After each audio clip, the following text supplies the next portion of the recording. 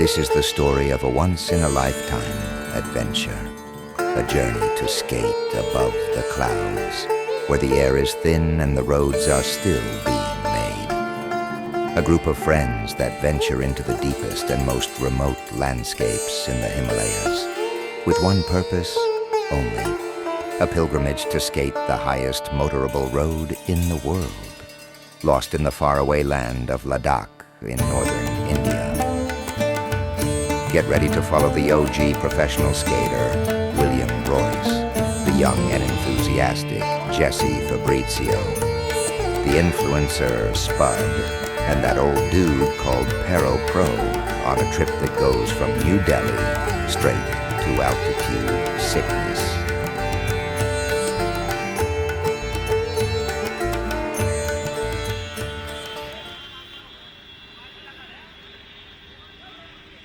Say the first roughest moment. There's like a couple. It was really funny going through the city with Pranal, getting in the tuk-tuks, because those cars are just insane, like little three-wheeled cars, and it's like a taxi, and they just rage around the city as fast as they can. Every driver is just so gnarly, and Spud's like, I could kind of tell he's like kind of thrown off by it. Day one, we rushed around Delhi to try to pull out money, which was a bad time to do that. And then we were late to our 12-hour bus ride, so we rushed across the town. I was already literally dripping with sweat. Hopped on a 12-hour bus after 25 hours on a plane. $4.15 is $4.50 is $4. $4? I gave him 10. What is it? This is $10, right? No, that's fucking Is it 10 cents? Yes. And then after the 12-hour bus ride, we got to Manali at 5 in the morning, and then I hopped in a car for 10 hours to get to town number 1. And that was an insane way to start this trip. This is ganja, but they're Hermes, or possibly just males. Maybe they'll just follow you. Yeah.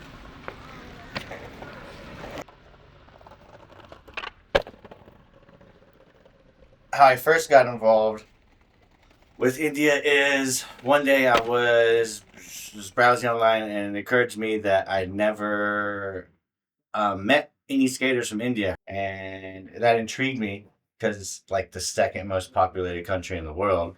And I eventually came across Pranal's Instagram and sent him a message and was just like, "Hey, you skate in India? What's it like?" It was really hard to get boards, and what they could get was like a lot of trash. So I ended up taking donations and mailed him a large box of boards. I think I did it twice actually. And he ended up distributing it to all the skaters in India, there's not that many skaters in India. There's probably, like, from what I've been told, like, for longboarding, maybe like 50. William, what do you want to say? I'm ready. You're excited? Yeah. How's the road? It's grippy. Okay. Yeah. So, are you scared?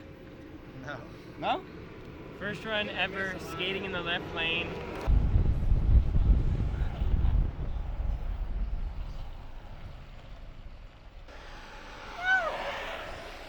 Actually, I don't have that one, Will. That was my last passport and I lost it.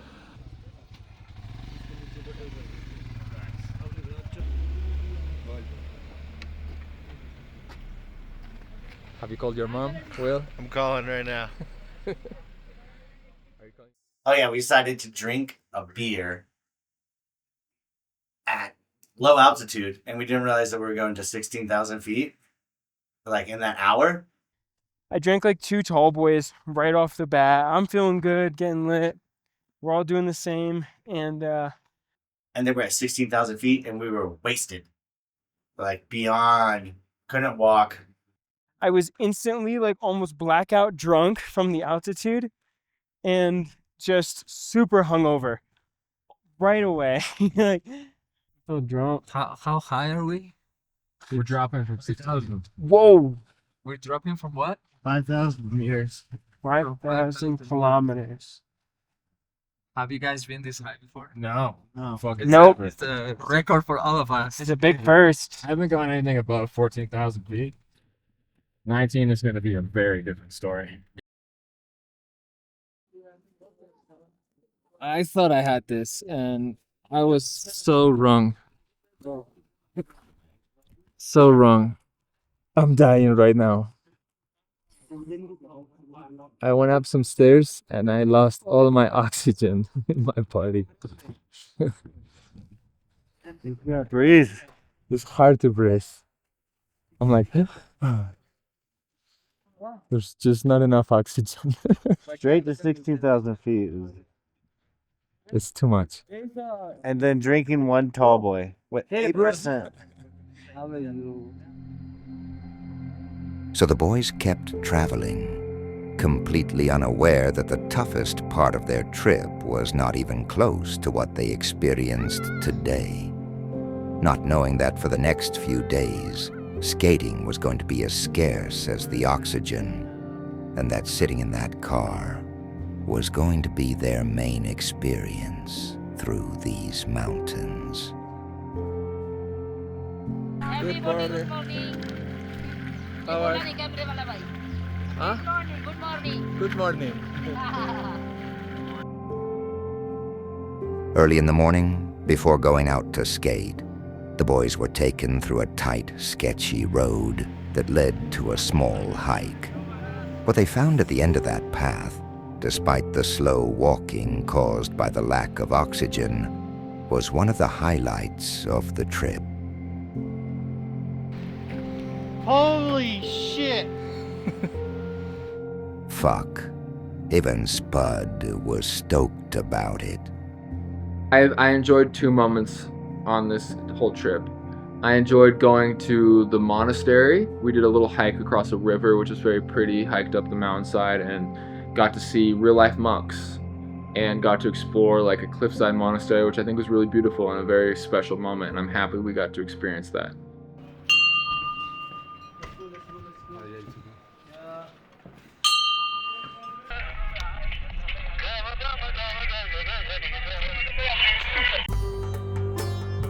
Coming to India, I expected chaos, which we did get. I also expected the roads to be insane and to have matched the chaos of this country, and it did not. Every road we've been to so far has been extraordinarily underwhelming and disappointing. We call them fake titties because they're really good to see and look at, but they're not good to ride. They're all like really slow, sometimes a lot of pushing, and then sometimes they get really fast for like one turn. I had no idea in the Himalayas that all of the roads have to be relatively flat for the trucks and the military guys to get up these hills. So we ended up skating a lot of hills, but we're used to skating walls. So that was not as fun as I expected it to be, but we still did it.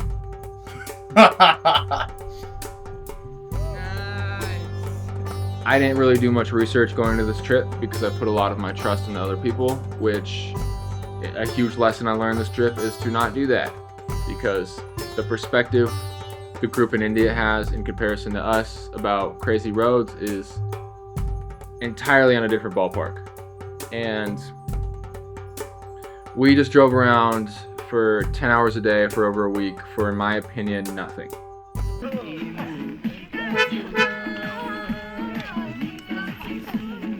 Oh yeah!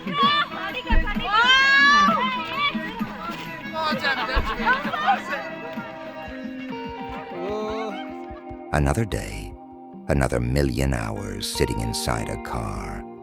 Pranal, their local guide, keeps pushing the trip forward. The boys I feel like cannot it'd be good take background. it anymore. So we need to sit Pranal down, and we need to explain to him that we need a day off. Yeah. Because we've had 0 days off. And it's been a shit ton of kilometers non-stop. Mm-hmm. Yeah. We're dying. We've traveled since we've left home. So 6 to 13 hours of driving a day, and then like no chill, and then like it'll probably be okay. and no lunch either, like every day almost. I am saying to Pranal, because you can't travel that much, it's getting headache because Because I have experience. Because I told Pranal, So the whole point of this trip was just to document. Will invited me to make this movie, and it's been tricky, you know. It's been fun because I always have fun doing this kind of stuff, but we definitely didn't know what we were getting into. It's been the most difficult trip of my life that I've ever done, and everyone else says the same thing. And I've been on a lot of trips all over the world to many different countries, and usually they're pretty chill. Usually we'll stay in one place and then go explore and always come back. But this time we stayed in a new place every single day for a week straight. And multiple people got sick. The altitude destroyed us. The trip altogether has been really, really crazy. Like constant driving, constant altitude changes, just like a lot of pressure in my head, not really like getting enough rest all the time, but you know, as part of skate trips. I've never had a more difficult and awful trip in my life, and I've gone on a lot of skate trips in my days, and I never thought I would experience something like this, experience such long, exhausting travel days on very narrow, sketchy roads, followed by food that was not enough for me to get by with, and with roads that did not even remotely excite me. That was rough. But, you know, you don't make any crazy memories. If you're not slightly, you know, hurting your body, then maybe you don't get to do some things that normal people would not hurt their body to do. So, was it worth it? Yes. Will I remember this forever? Yes. Would I do it again? Absolutely not. No way. I heard Will say that he would never do this again, but he thinks it was worth it. I don't think this trip was worth it. And after all this wailing, let's finally get some good skating in here.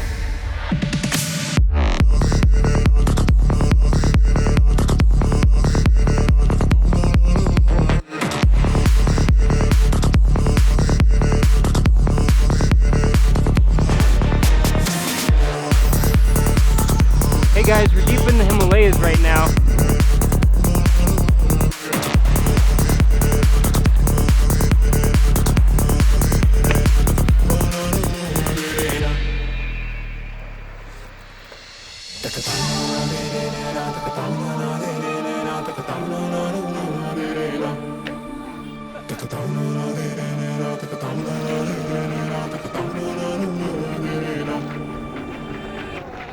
Bro, I just see you on an Instagram Reels post. That is only that time. But now I see you on a live. It's fucking crazy, bro. I'm scary, bro. Scary, really. I need rice. Rice pasta.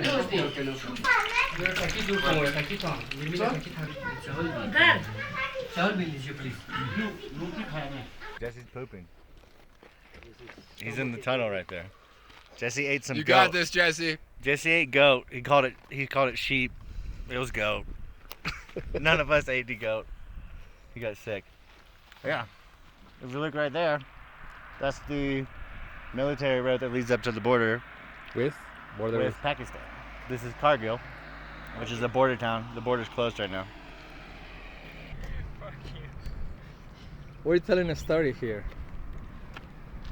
You know what? Hold on. Let me take one so I can wipe my hands off.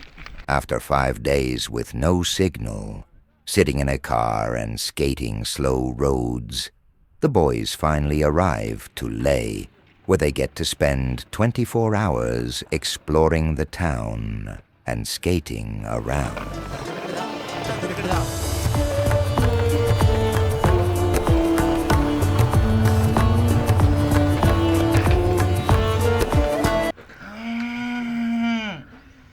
The fuck did I hit? I don't know. Did you see that, Jesse? Did you see what you hit? I honestly did not see it at all. Oh, I definitely have a concussion.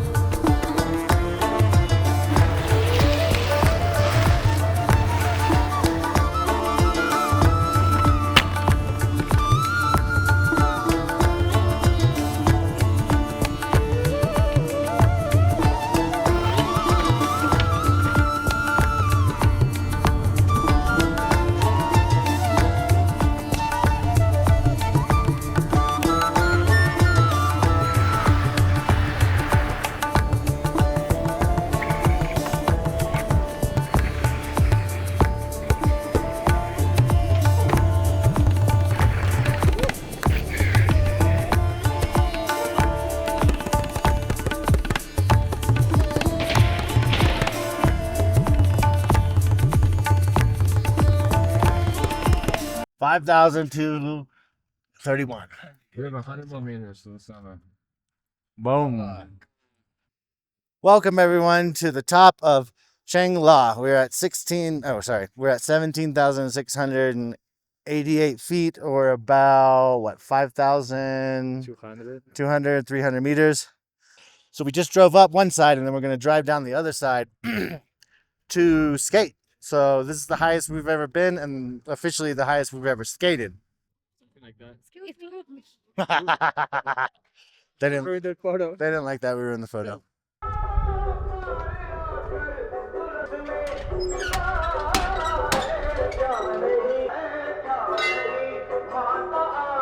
It smells really nice in here.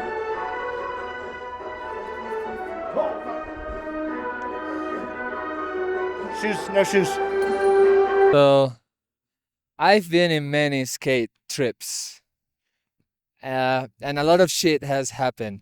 But right now, I think this is one of the most surreal about to drop down a road moments I probably ever had.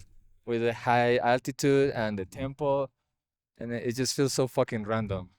Yeah, because usually you're in the jungle at some mountain peak there. You're never like deep this far. This feels like another planet.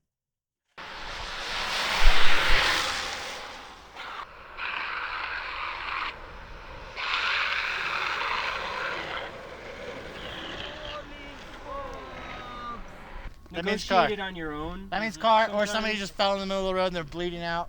Yep. It means stop. Stop. Who's paying attention? Board! You're sliding way too late. Yeah. You gotta slide way earlier. Yeah. Grip!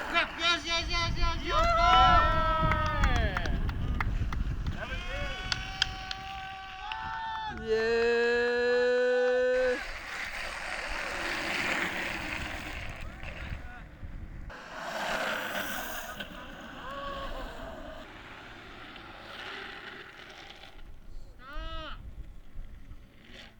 We've been fucking driving goddamn middle of the Himalayas for like 7 days. Wake up, drive all day. Sometimes it's pavement, sometimes it's just dirt road all day. This is the world's longest drive. It's the final boss to a life of skateboarding. Yeah. So hard. Yeah. And, like, not woke that up like fun. shit today. I've been feeling very sick and very sad. And Spud wasn't even gonna come. He I wasn't don't even gonna come this morning. This morning he's like, guys, I can't come. I don't know if I'm going to the top. Yeah, we still Like, might I'm drop ju- him off like halfway. Like I still am like very. Welcome to world's highest motorable road. So It's hard to breathe. it's very hard to breathe. Spud's sick. We might leave him at the bottom. I don't think he can make it. Everybody else is surviving. It's been rough. It's been real rough. Yeah, it is. We've almost all died. It's been the most challenging skate trip for me. I'm mad that I thought this would be fun. I'm mad at myself for convincing myself to go on this trip. Because you thought this would be fun, huh? I thought it would be fun. Turns out it's just like, it's one of those things, you know, like there's like two types of people, or there's like way more than two types of people. There's some type of people, you know, they have fun in the moment and that's fun. But there's other people that they do something, you know, like they raise kids and they look back and they're like, you know, it wasn't fun at the time, but I'm like really proud of myself and I get satisfaction out of that. That's one of those trips. Like, it's not fun right now at all. But like we're gonna look back later and be like, yes, we did that. That was amazing. that was fun now. Like I'm having fun later, like a year from now, watching the video.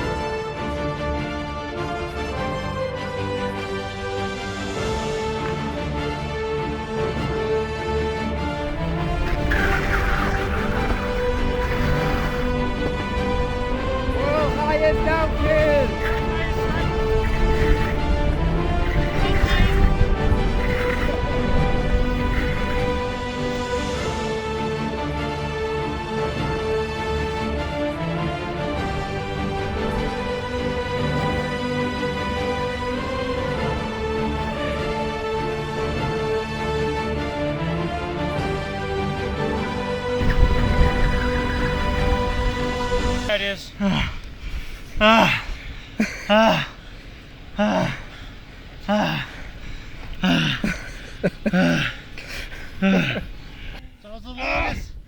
was the longest kilometer of my life.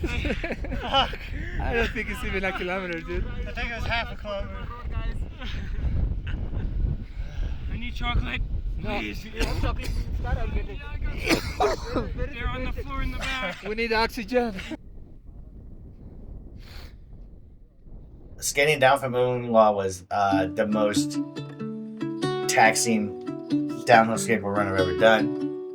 It's felt super good to finally get up there, finish things, take kind of like a bad raw run down it. But I mean, I don't know, bad for my standards. I'm still happy with it. But I'm really glad that we could just wrap things up finally. The boys are back at the house sleeping, and I had a lot of chocolate today. And it was fun. It was a lot of fun, I have to say. It was a very rewarding end of a trip for all the stuff we went through.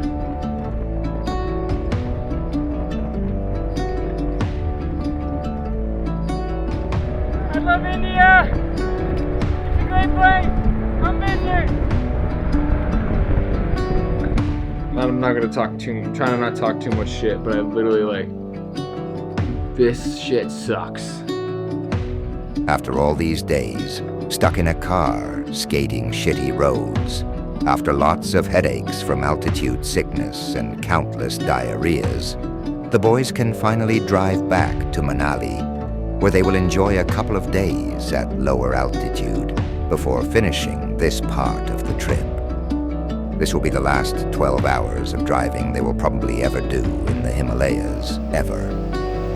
Was it worth it? That is up to you, the viewer, to decide, in case you made it this far into the video.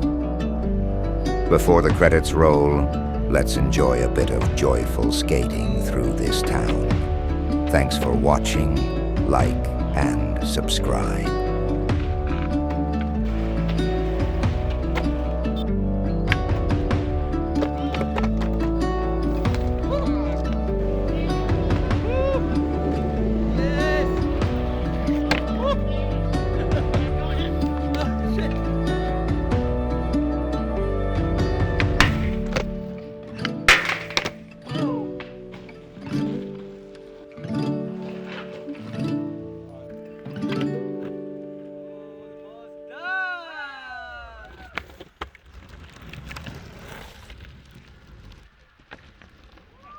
Yeah, Jesse.